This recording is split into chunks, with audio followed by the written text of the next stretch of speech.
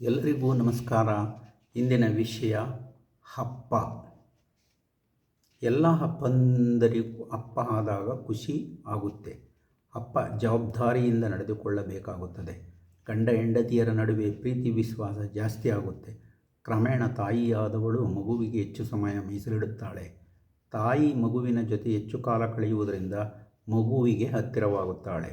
ಅಮ್ಮ ಅಂದರೆ ಸಾಕು ಪೂಜ್ಯ ಭಾವನೆ ಬರುತ್ತೆ. ಅಮ್ಮನ ಕುರಿತು ಸಾಕಷ್ಟು ಕವನ, ಪದ್ಯ, ಸಿನಿಮಾಗಳು ಬಂದಿವೆ. ಅಮ್ಮನ ಕುರಿತಾದ ಹಾಡುಗಳು ಕೇಳಿದರೆ ಮನಸ್ಸಿಗೆ ಹತ್ತಿರವಾಗುತ್ತೆ. ಹೃದಯ ತುಂಬಿ ಬರುತ್ತೆ, ಕಣ್ಣಾಲೆ ತುಂಬಿಕೊಳ್ಳುತ್ತವೆ. ಅಮ್ಮನಿಲ್ಲದಿದ್ದರೆ ಏನೂ ಇಲ್ಲ. ಅಮ್ಮ ಆದವಳಿಂದ ಮಗು ಭೂಮಿಗೆ ಬರುತ್ತೆ, ನಿಜ. ಇಲ್ಲಿ ನಾವು ಮರೆಯುವುದು ಅಪ್ಪನನ್ನು. ಅಪ್ಪನೂ ಕೈಗೂಡಿಸಿದರೆ ತಾನೇ ಇದೆಲ್ಲ ಆಗುವುದು. ಅಪ್ಪನ ಕುರಿತು ಹಾಡುಗಳನ್ನು ಬರೆದಿದ್ದಾರೆ. ಎಷ್ಟು ಚಿತ್ರಗಳು ಮೂಡಿ ಬಂದಿವೆ. ಅಪ್ಪ ಐ ಲವ್ ಯು ಪಾ ಹಾಡು ನೆನಪಿಗೆ ಬರುತ್ತೆ. ಕವಿಯತ್ರಿ ಒಬ್ಬರು ಅಪ್ಪನೆಂದರೆ ಆಕಾಶ ಎಂದು ಹೇಳುತ್ತಾರೆ. ಇನ್ನೊಬ್ಬ ಕವಿ ಅಪ್ಪನನ್ನು ಕುರಿತು ಹೀಗೆ ಹೇಳುತ್ತಾರೆ: ಅಪ್ಪ ಯಾಕೋ ಹಿಂದುಳಿದು ಬಿಟ್ಟ. ಅಮ್ಮ 9 ತಿಂಗಳು ಸಾಕುತ್ತಾಳೆ. ಅಪ್ಪ 25 ವರ್ಷ ಸಾಕುತ್ತಾನೆ. ಶ್ರಮ ಇಬ್ಬರದು ಒಂದೇ. ಆದರೂ ಅಪ್ಪ ಯಾಕೋ ಹಿಂದುಳಿದು ಬಿಟ್ಟ. ಎಲ್ಲದರಲ್ಲೂ ಅಮ್ಮ ಅನ್ನುವ ಕೂಗು ನನ್ನನ್ನು ಕೂಗಲಿಲ್ಲ ಅಂತ ಅಪ್ಪ ಕೊರಗಲಿಲ್ಲ. ಅಮ್ಮನಿಗೆ ಮಗುವಿಗೆ ಬಟ್ಟೆ ತೆಗೆದುಕೊಡುತ್ತಾನೆ, ಆದರೆ ತನಗೆ ಅಂತ ತೆಗೆದುಕೊಳ್ಳುವುದಿಲ್ಲ. ಹೀಗಾಗಿ ಅಪ್ಪ ನೆನಪು ಆಗುವುದಿಲ್ಲ. ಚೆನ್ನಾಗಿ ವರ್ಣಿಸಿದ್ದಾರೆ. ಅಮ್ಮ ಮಗುವಿನ ಒಡನಾಟ ಜಾಸ್ತಿ. ಇದರಿಂದ ಅಮ್ಮನ ಮೇಲೆ ಒಂದಷ್ಟು ಕಾಳಜಿ ಕಡಿಮೆ ಆಗುತ್ತಾ ಹೋಗುತ್ತದೆ. ಮೊದಲಿಗೆ ಅದು ತಿಳಿಯುವುದಿಲ್ಲ. ಮಗುವಿನ ಮಾತು, ಆಟ, ಮುಗ್ಧತೆಯಲ್ಲಿ ತಲ್ಲೀನರಾಗಿ ಎಲ್ಲವನ್ನೂ ಮರೆಯುತ್ತಾ ಬರುತ್ತಾರೆ. ಅಮ್ಮ ಹೆಚ್ಚೆಚ್ಚು ಮಗುವಿನ ಪಾಲನೆಯಲ್ಲಿ ತೊಡಗಿಸಿಕೊಳ್ಳುತ್ತಾಳೆ. ಅಪ್ಪನ ಮೇಲಿದ್ದ ಕಾಳಜಿ ಸ್ವಲ್ಪವೇ ಕಳಚಿಕೊಳ್ಳುತ್ತೆ. ಮಗು ಇನ್ನೂ ಮಲಗಿಲ್ಲ. ಅದೊಂದು ಕೆಲಸ ನೀವೇ ಮಾಡಿಕೊಂಡು ಬಿಡಿ.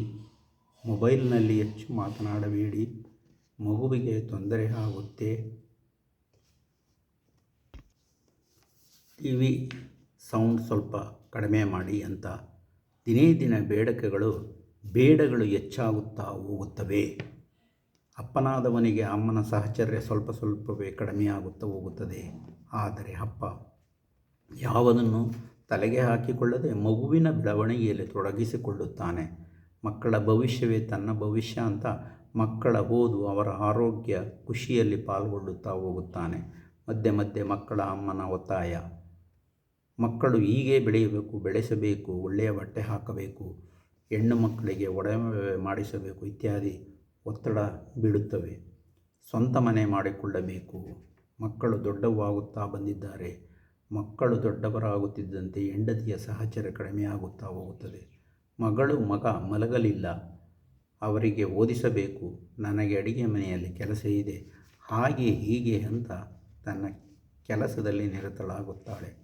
ಈ ರೀತಿ ಹೆಂಡತಿಯ ಸಹಭಾಗಿತ್ವ ಕಡಿಮೆಯಾಗುತ್ತಾ ಹೋಗುತ್ತದೆ. ತಡವಾಗ ಬಂದ ಹೆಂಡತಿ, ನೀವು ಮಲಗಿದ್ದರಲ್ಲ, ಅದಕ್ಕಾಗಿ ಎಚ್ಚರಿಸಲಿಲ್ಲ ಅಂತ ಹೇಳುತ್ತಾಳೆ. ಆಫೀಸಿನ ಕೆಲಸದಿಂದ ಅಲ್ಲಿಯ ಸಹ ಉದ್ಯೋಗಿಗಳ ಕಿರಿಕಿರಿಗೆ ಬೇಸತ್ತು ಮನೆಗೆ ಬರುತ್ತಾನೆ. ಹೆಣ್ಣು ಮಕ್ಕಳ ಹೆಚ್ಚಿನ ವಿದ್ಯಾಭ್ಯಾಸ, ಅದಕ್ಕೆ ಬೇಕಾಗುವ ಹಣಕಾಸು ಇತ್ಯಾದಿ ಒತ್ತಡ ಹೆಚ್ಚಾಗುತ್ತಾ ಬರುತ್ತದೆ. ತನ್ನ ತಂದೆ ತಾಯಿ, ಬಂಧು ಬಳಗ ಅಂತ ಅದರಲ್ಲೂ ತಾನು ತೊಡಗಿಕೊಂಡು ಅವರ ಆಸೆಗಳನ್ನು ನೆರವೇರಿಸಲು ಕೈಜೋಡಿಸುತ್ತಾನೆ. ಹೆಣ್ಣು ಮಕ್ಕಳ ಮದುವೆ ಮಾಡಲು ವರನ ಹುಡುಕಾಟ ಪ್ರಾರಂಭವಾಗುತ್ತದೆ. ಮನೆತನ ಒಳ್ಳೆಯವರನಿಗಾಗಿ ತಾನು ಹುಡುಕಾಟ ನಡೆಸಿ ಒಂದು ನಿರ್ಧಾರಕ್ಕೆ ಬರುತ್ತಾನೆ. ತನ್ನ ಕರ್ತವ್ಯ ಎಂದರೆ ಮದುವೆ ಸಮಾರಂಭಗಳಿಗೆ ಹಣ ಸರಿದೂಗಿಸುವುದು, ಅವನ ಹಿತೈಷಿಗಳು ಸರಿ ಅನ್ನುವಂಥ ಮದುವೆ ಮಾಡಿಕೊಡುವುದು. ಅಪ್ಪನಿಗೆ ಇಷ್ಟರಲ್ಲಿ ನಿವೃತ್ತಿ ಹಂತ ತಲುಪಿರುತ್ತದೆ.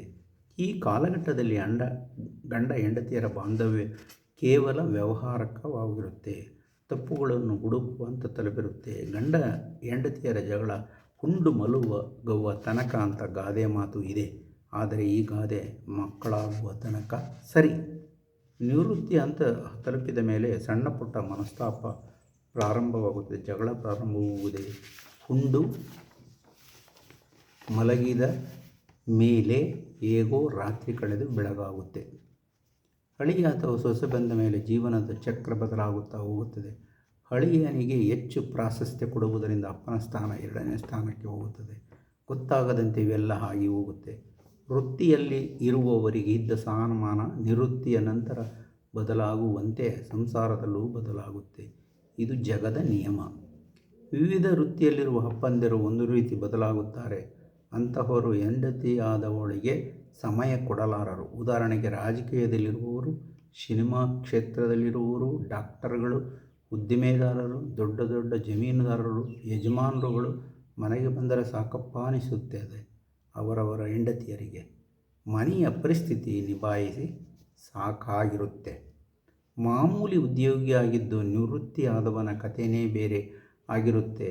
ಅದರಲ್ಲೂ ಇಸ್ಪೀಟಾಡದ, ಕ್ಲಬ್ಗೆ ಹೋಗದ, ಹರಟೆ ಹೊಡೆಯುವ, ಸ್ನೇಹಿತರಿಲ್ಲದ ಅಪ್ಪನ ಕಥೆಯೇ ಬೇರೆ. ಇಂತಹವರು ಸುಮಾರು 65 ವರ್ಷವಾಗುವ ತನಕ ಮದುವೆ, ಬಣತನ, ನಾಮಕರಣ ಅಂತ ಕಾಲ ಕಳೆದು ಹೋಗುತ್ತೆ. ನಂತರದಲ್ಲಿ ಧರ್ಮಪತ್ನಿಯ ಸಹಭಾಗಿತ್ವ ಅಲ್ಲಲ್ಲಿ ಬೇಕಾಗುತ್ತದೆ. ಆದರೂ ಅದು ಸಿಗುವುದಿಲ್ಲ. ಮೊಮ್ಮಕ್ಕಳು ಬಂದ ಮೇಲೆ ಅಪ್ಪನ ಸ್ಥಿತಿ ಇನ್ನೂ ಅಯೋಮಯ. ಮೊಮ್ಮಕ್ಕಳ ಜೊತೆ ಆಟ ಆಡಿಕೊಂಡು ಕಾಲ ಕಳೆಯಬೇಕು ಅಲ್ಲವಾ ಅಂತ ಆಡಿಕೊಳ್ಳುವವರಿದ್ದಾರೆ. ಈಗಿನ ಮೊಮ್ಮಕ್ಕಳು ತಾತಂದಿರ ಕೈಗೊಂಬೆ ಆಗಿರುತ್ತಾರಾ? ಅವರ ವಿವೇಚನಾ ಶಕ್ತಿಯೇ ಬೇರೆ.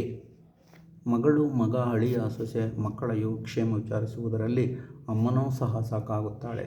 ಅಲ್ಲದೆ ಭೌತಿಕವಾದ ನೋವುಗಳು ಸಹ ಕಾಡುತ್ತವೆ. ಅಪ್ಪಂದರು ಇದನ್ನು ಸಹ ನೆನಪಿನಲ್ಲಿಟ್ಟುಕೊಳ್ಳಬೇಕಾಗುತ್ತದೆ. ಇರಲಿ, ಈಗಿನ ಅಜ್ಜಿ ತಾತಂದಿರ ವಯಸ್ಸಿನ ಅಂತರ 8ರಿಂದ 10 ವರ್ಷಗಳಾಗಿ ಇದ್ದಾಗಿರುತ್ತೆ. ಆದ್ದರಿಂದ ಮಕ್ಕಳು ಮೊಮ್ಮಕ್ಕಳ ಮುಂದೆ ಸರಸಲ್ಲಾಪ ಮಾತುಗಳಿರುವುದಿಲ್ಲ. ಮಕ್ಕಳು ಏನೂ ತಿಳಿದುಕೊಳ್ಳುತ್ತಾರೆ ಅನ್ನುವ ನಾಚಿಕೆ. ಅಪ್ಪ ಅಮ್ಮ ಒಟ್ಟಾಗಿ ಹೋಗಲು ಹಿಂಜರಿಯುತ್ತಾರೆ. ಗಂಡ ಹೆಂಡತಿಯರು ಇಬ್ಬರೇ ಇರುವ ಸಂದರ್ಭಗಳೇ ಕಡಿಮೆಯಾಗುತ್ತಾ ಹೋಗುತ್ತದೆ. ಅಪ್ಪನ ಇನ್ನೂ ಒಂದು ಗುಣ ಗಮನಿಸಬೇಕು. ಅಂದರೆ ಮಗಳನ್ನು ಮದುವೆ ಮಾಡಿಕೊಟ್ಟ ಮೇಲೆ ಮಗಳನ್ನು ಅಳಿಯನ ಮನೆಗೆ ಕಳುಹಿಸಿಕೊಡುವಾಗ ಅಪ್ಪ ಕಣ್ಣು ತುಂಬಿಕೊಳ್ಳುತ್ತಾನೆ. ಗಂಟಲು ಉಬ್ಬಿ ಬರುತ್ತೆ. ಆದರೆ ಜವಾಬ್ದಾರಿ ಅಪ್ಪ ಕರ್ತವ್ಯದತ್ತ ತೆರಳುತ್ತಾನೆ. ಹೂವಿನ ಅಲಂಕಾರ ಮಾಡಿದವರಿಗೆ, ಚಪ್ಪರ ಹಾಕಿದವರಿಗೆ, ಅಡಿಗೆಯವರಿಗೆ ಹಣವನ್ನು ಕೊಡಬೇಕಲ್ಲ. ಅಪ್ಪನ ಪರಿಸ್ಥಿತಿಯನ್ನು ಯಾರೂ ಗಮನಿಸುವುದಿಲ್ಲ. ಯಾವತ್ತೂ ತಾನು ಮಾಡಿದ ಕೆಲಸವನ್ನು ಹೇಳಿಕೊಳ್ಳುವುದಿಲ್ಲ. ಮಗಳು, ಅಳಿಯಂದಿರಲ್ಲಿ ಮನಸ್ತಾಪವಾದಾಗ ತಾನೇ ನೊಂದುಕೊಳ್ಳುತ್ತಾನೆ. ತಪ್ಪು ಮಾಡಿಬಿಟ್ನಲ್ಲ ಅನ್ನೋ ಕೊರಗು ಸದಾ ಇದ್ದೇ ಇರುತ್ತೆ. ವಯಸ್ಸಿನ ದಂಪತಿಗಳು ಅಲ್ಲಲ್ಲಿ, ಅಂದರೆ ಕಲಾಮಂದಿರದಲ್ಲಿ, ಸಿನಿಮಾ ಥಿಯೇಟರ್ಗಳಲ್ಲಿ, ಹೋಟೆಲ್ಗಳಲ್ಲಿ ಅವರ ಒಡನಾಟ, ಉತ್ಸಾಹ ನೋಡಿದಾಗ ಖುಷಿಯಾಗುತ್ತೆ. ಆದರೆ ಕೆಲವು ದಂಪತಿಗಳು ಎಲ್ಲೂ ಹೋಗದೆ, ಮಾತುಕತೆ ಇಲ್ಲದೆ, ಮಕ್ಕಳಿಗೆ ಏನೂ ಮಾಡಲಿಲ್ಲ, ಇನ್ನೂ ಆಸ್ತಿ ಮಾಡಬೇಕಾಗಿತ್ತು ಅನ್ನುವ ಯೋಚನೆಯಲ್ಲಿ ಕಾಲ ಕಳೆಯುವ ದಂಪತಿಗಳಿಗೆ ಏನನ್ನಬೇಕು? ಅನಾರೋಗ್ಯ, ಒಂಟಿತನ, ಮಾನಸಿಕ ತಳಮಳ ಇತ್ಯಾದಿ ಕಾಣಿಸಿಕೊಳ್ಳುವುದು ಈ ವಯಸ್ಸಿನ ದಂಪತಿಗಳಲ್ಲಿ ಹೆಚ್ಚು. ವಂದನೆಗಳು. ದೇವರಾಜಾಚಾರ್.